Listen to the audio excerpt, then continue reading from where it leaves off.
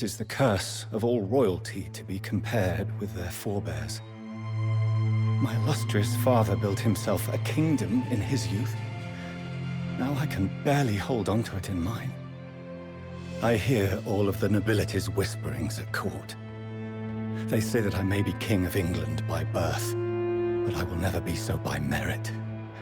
That I, Edward II, am unworthy of my father's name. How much longer until these whispers become cries of rebellion? My heart quivers when I visit his tomb in the Abbey. I am racked by fear. It claws at my soul like the talons of demons. Fear that I will prove them right. That I will disgrace this family's legacy, as my grandfather did. Yet I must not give in.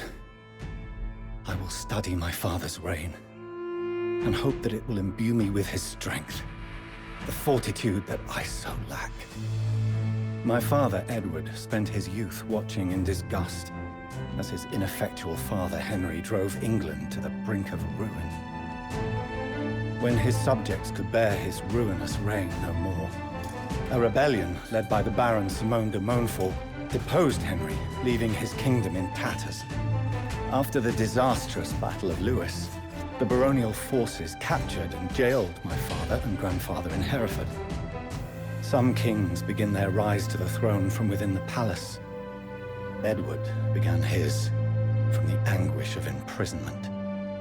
Yet even when the future seems bleak, fate occasionally extends its hand and offers allies from the most unlikely of places. Ready. Come, Lord Edward. Let us make haste and escape whilst the town lies asleep. Yea. Ik willen. Yes. Ik willen. Yes. Yea. Yes. Yea. Ik willen. Yes. Batal! Mandatum? Yea. Yes. That rotting vessel could hold yea. sturdy long enough to carry us out of Hereford. Yea. Keep your eyes sharp, and the bucket ready to bail out the bilge.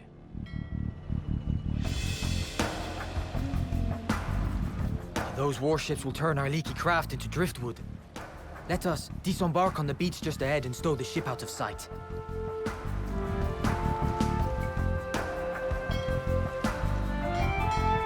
Mandatum? Yes. Ready. Ik willen. Yea. Ik willen. Your loyalty will not be forgotten, Gilbert. Let us hurry to Worcester, raise an army, and pay these arrogant barons the wages of treachery.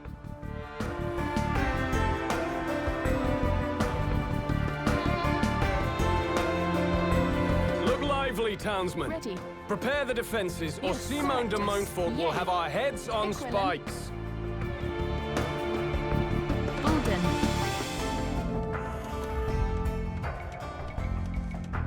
Ready, Gatherer. Mandatum, Great Gatherer. Bulden. Bulden. Ready, yea. Bolden. Bolden.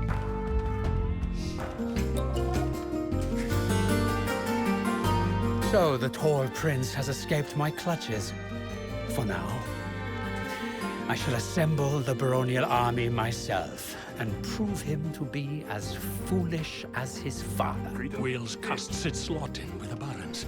We will help you return the brash Longshanks to his cell. Our holdings in Worcester can support but a small force.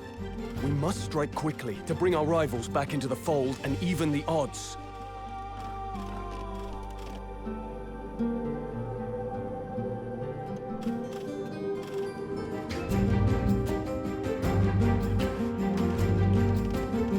Simon the Younger camps to the northeast near Kenilworth. Strike at him swiftly, Lord Edward, lest he join his army with that of his father.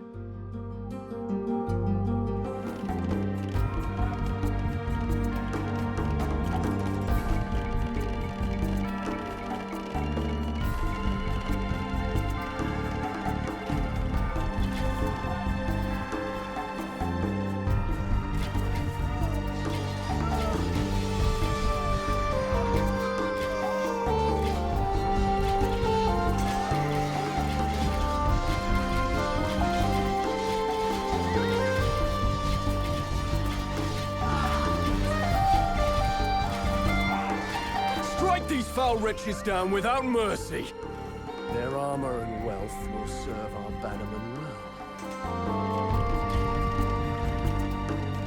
Mandatum, ik willen.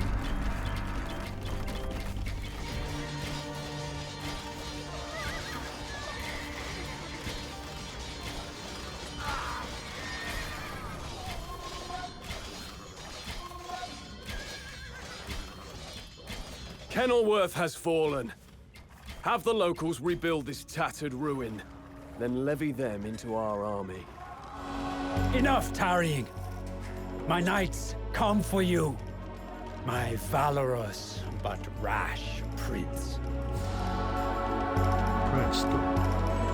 Impero.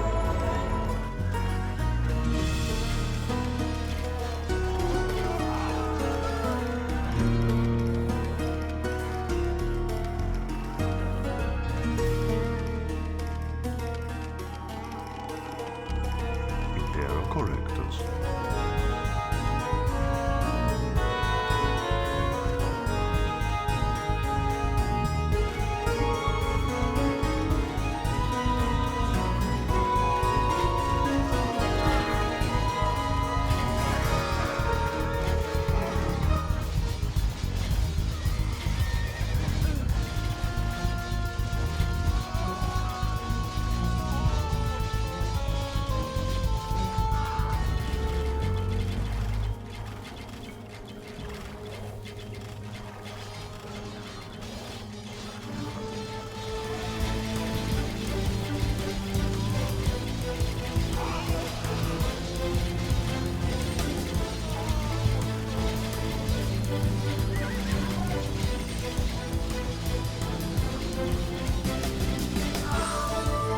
A grave mistake was made in backing the barons. The proud men of Wales will support your cause henceforth, Longshanks.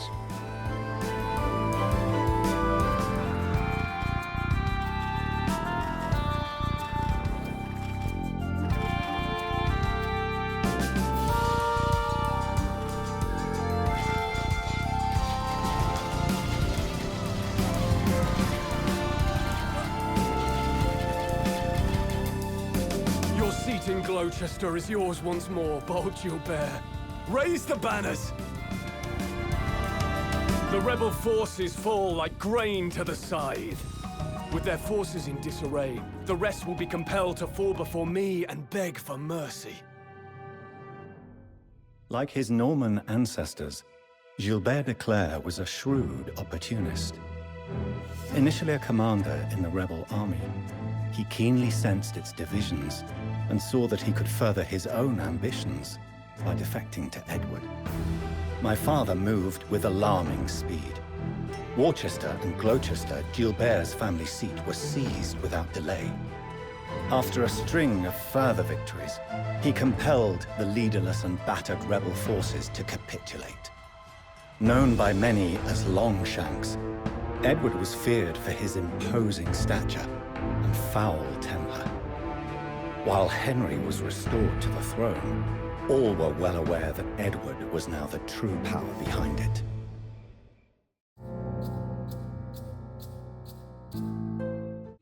Ruthless and cunning, Edward did not always adhere to the chivalric codes that the European nobility held so dear. After massacring Simone the Younger's men in a stealthy night attack on Kenilworth, he used the captured banners to disguise his army before smashing de Montfort at Evesham. In an act of alarming brutality, the corpse of de Montfort, an Earl of England, was hacked into carrion and his head mounted on a pike. Edward had won the war and cowed the rebels into submission in just over a year, but the victory came at the cost of his honor. Nobility and clergy alike cringed at the thought of an impious butcher one day ascending to the throne of England. To restore his ailing reputation and prove himself worthy of the crown, my father resolved to lead a crusade east to the Holy Land, where the situation grew increasingly dire. The voracious Mamluk Sultanate waged a fierce war of expansion, first against the Mongols, and now against the beleaguered Crusaders. Several fortresses quickly fell before their unstoppable onslaught. Their leader was Sultan Baybars, a man not unlike my father, Edward. Originally a slave of Cuman origin, he rose to prominence through military service, and had recently taken power after murdering the reigning sultan. Having just slaughtered the population of Antioch, his armies now threatened Oka and Tripoli from the east, converging on both cities in a suffocating siege. Edward's army arrived in Oka to find the inhabitants desperate, but not beyond hope. The enemy moves against us. Man the walls! You Crusaders have sullied our lands long enough. We will drag you from your castles and into the sea. Fight! Ready. Fatal! Yes! Yes! Equivalent. Mandatum.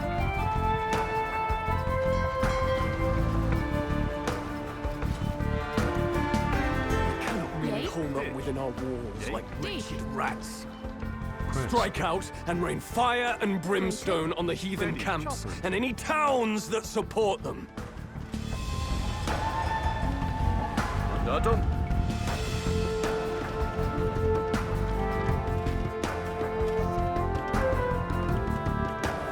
Lord Edward, our city is under attack!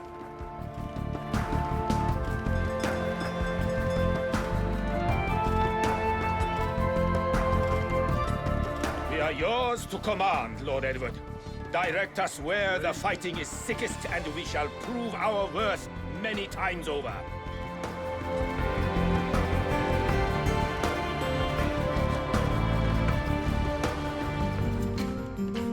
Crusaders! It seems that we share a common rival in the Mamluks. Send an emissary to our Khan, and we will discuss the possibility of an alliance.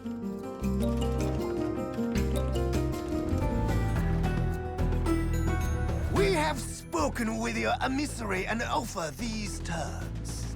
Pay us 500 gold, and we will make fierce war on Aleppo and the Mameluke army.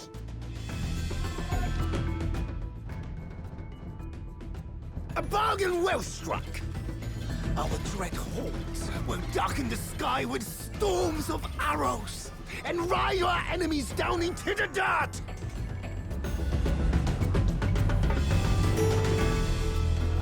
Equivalent.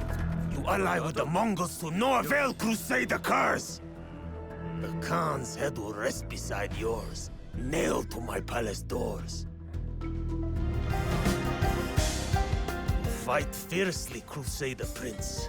But you are fey. For each man of mine that falls, 5 stride forth to take his place.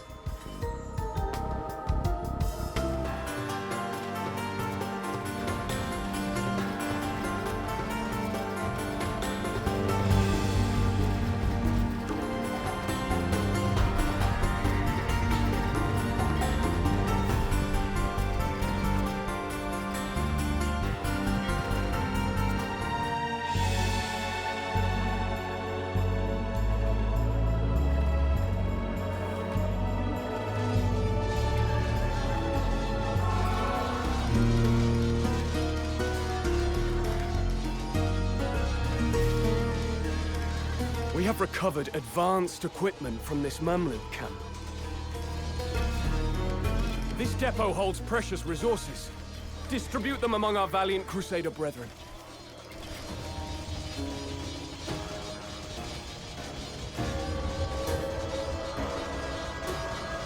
Lord Edward, our city is under attack!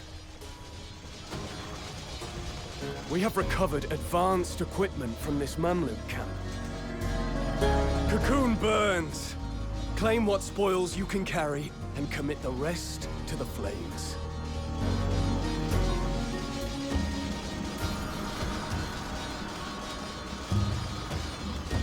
This depot holds precious resources. Distribute them among our valiant Crusader brethren.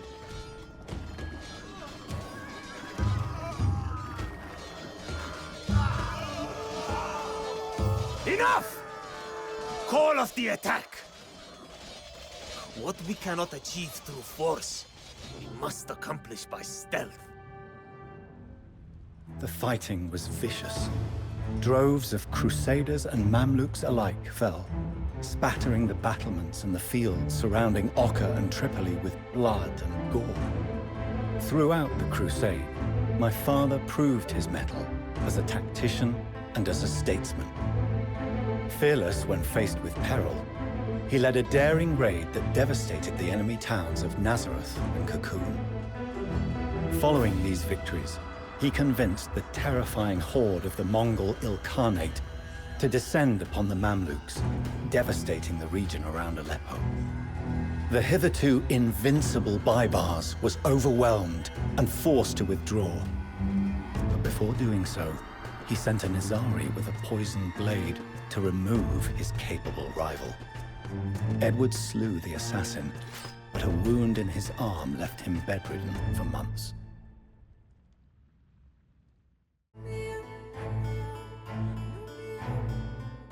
Edward left the Holy Land in an uneasy truce. Baibars had promised to keep the peace for 10 years, 10 months, and 10 days.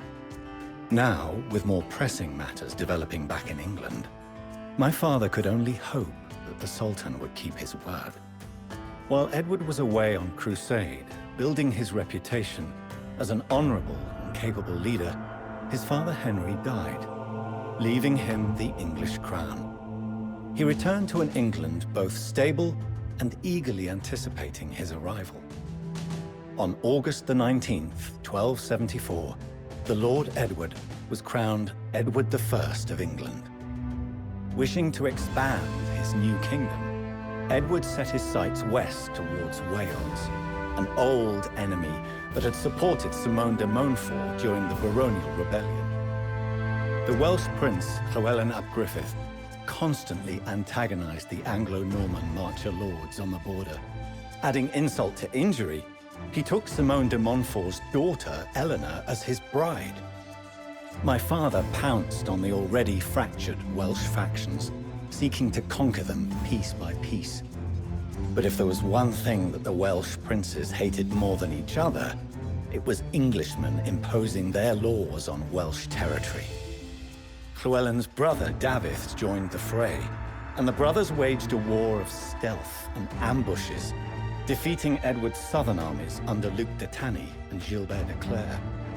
Seeing that the hardy folk of these mountainous forests and coarse heaths would not bend easily to his will, my father changed tactics. If the Welsh could not be crushed in open battle, they would be brought to heel from a series of impenetrable castles. March swiftly, men. We must reach the castle before the Welsh rebels butcher our masons.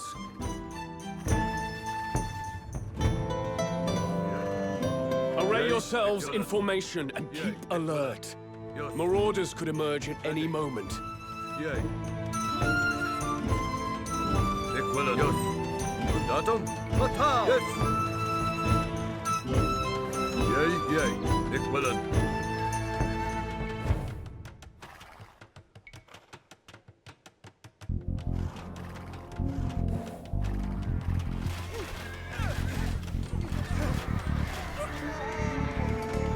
We will not let these English invaders build a castle on Welsh soil. Charge! Ready. Yes. Yay.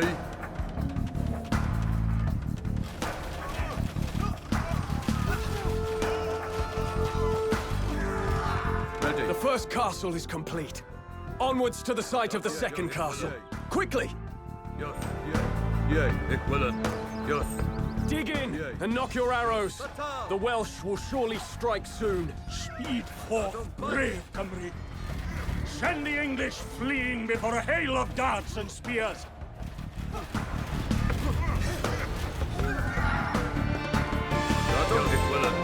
The second castle stands firm. Now, away to the side of the third castle with all speed.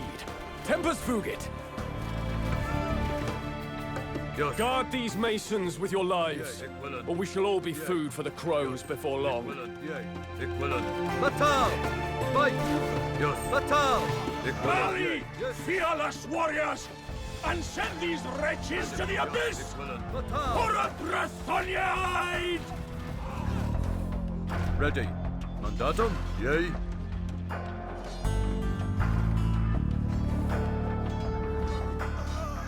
These castles must be manned and kept secure at all costs. Yea? Correct. March your yea. lords! Yours. I charge you with their Ready. defense. Bulden. These ingrate Welsh rebels fight fiercely, but will surely desist if their princes are slain. Ready. I shall humiliate them on the field, Correctus. or have Yes. their heads. A river must be dammed at its source. By harrying the peasants supporting the Welsh army, we will rob their princes of provisions as well.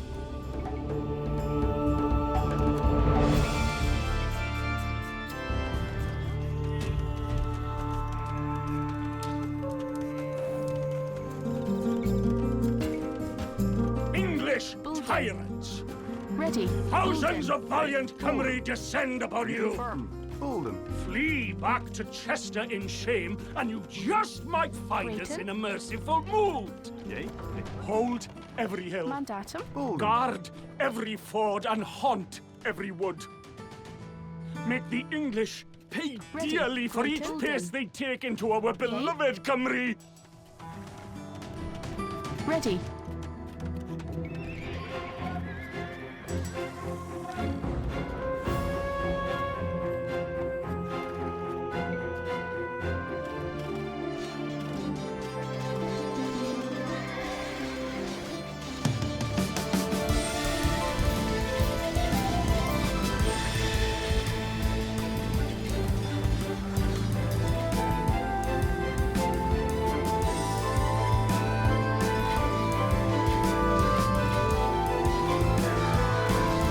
Sane. Correctus. Sane. Sane.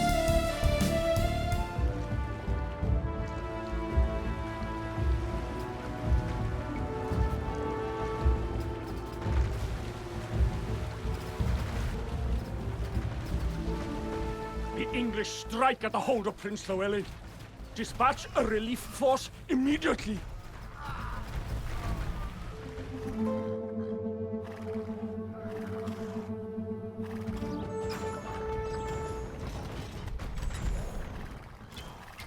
The blighted curse. Threaten noble David.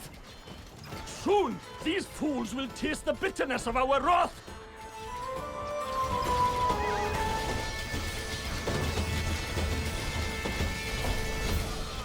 I had wanted Davith alive to make a grim example, but dead, he's just as good.